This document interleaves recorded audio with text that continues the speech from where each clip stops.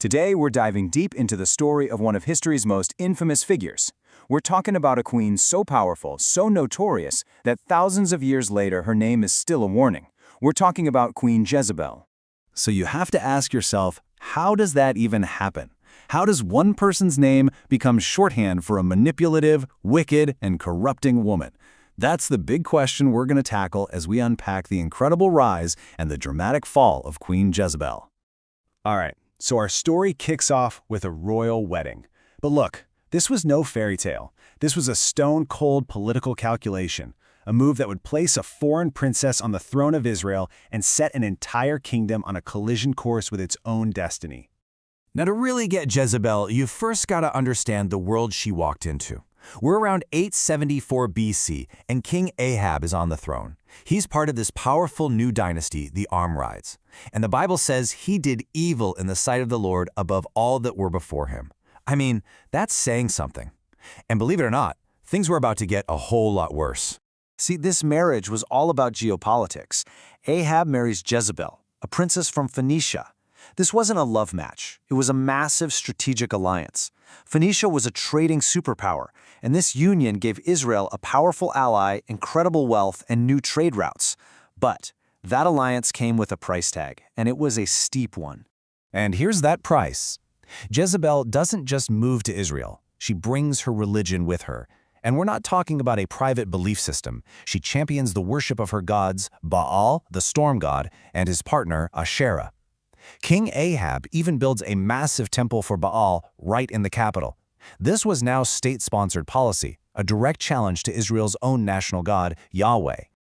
You can probably guess this religious takeover didn't exactly go over well. In fact, it ignited what was basically a spiritual civil war. It was a showdown between the power of the monarchy and the power of prophecy. This is the queen versus the prophet. And the lines were drawn pretty clearly. In one corner, you have Queen Jezebel. She has the full backing of the state, she's promoting Baal worship, and she is actively hunting down and killing the prophets of Yahweh. And in the other corner, you have the prophet Elijah. He's championing Yahweh, and he throws down the gauntlet by declaring a drought, a direct shot at a storm god. This whole conflict boils over in this epic showdown on Mount Carmel. And to really get a sense of the scale here, just look at this number. Jezebel had 450 prophets of Baal on the royal payroll, all ready to go. And on the other side, how many prophets of Yahweh showed up to face them? Just one. Elijah, standing all by himself against the entire state-funded religious machine. I mean, you can't imagine worse odds. So what happens? A literal miracle. Fire falls from heaven and torches Elijah's sacrifice, while Baal's prophets get nothing. You'd think that's game over, right? Well, nope. Elijah might have won the divine argument, but Jezebel's political power, it was completely solid. She wasn't scared at all. And here is her response. She hears that Elijah has executed her prophets, and she sends him this message. Listen to that. That is not the sound of a defeated queen. It's a cold, calculated death threat. And it's so terrifying that it sends the guy who just called down fire from heaven running for his life. That's how much power she had. But you know, it wasn't the big religious war that ultimately sealed Jezebel's fate. It was something smaller, an act of pure greed and a disgusting abuse of power over a little piece of land. This next chapter, the story of a vineyard, would become the final verdict on her entire dynasty. The situation was pretty simple. King Ahab sees this vineyard right next to his palace, and he wants it. He offers to buy it from the owner, a guy named Naboth. But Naboth says no. Why? Because under Israelite law, that land was a sacred inheritance from his ancestors. It was his right to keep it. So Ahab goes home to his palace and starts sulking. But Jezebel? She is not having it. She finds him pouting, and she essentially asks him, "Are you the king or are you a child?" You can just feel the contempt in her voice. And then she makes a promise. "Get up, I'll get you the vineyard." She's taking charge. And what she does next is just chilling. It's a masterclass in corruption. She forges letters in the king's name. She hires 2 liars to be false witnesses. She has Naboth publicly accused of cursing God and the king, and then she has him dragged outside the city and stoned to death. This was a state-sanctioned murder, all for a piece of real estate.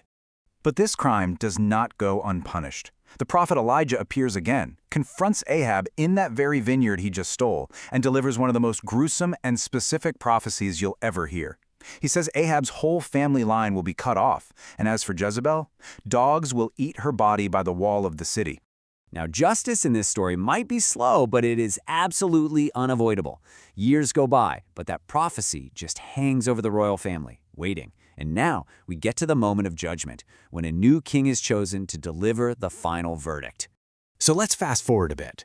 King Ahab dies in battle, but Jezebel is still around. As the queen mother, she holds a ton of power during her son's reign.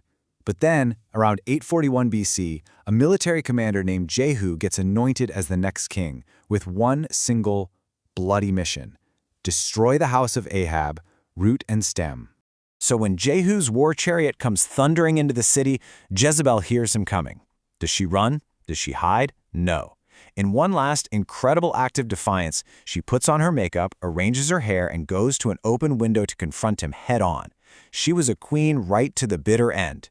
Jehu just looks up at her and yells to her servants, "Throw her down," and they do. Later, after the dust settles, Jehu thinks, well, she was a king's daughter, we should at least bury her. He sends some men to go collect the body. But when they get there, it's too late. The street dogs of the city had gotten there first. Just like Elijah had prophesied years earlier, all they could find were her skull, her feet, and the palms of her hands. The prophecy was fulfilled, down to the last grisly detail.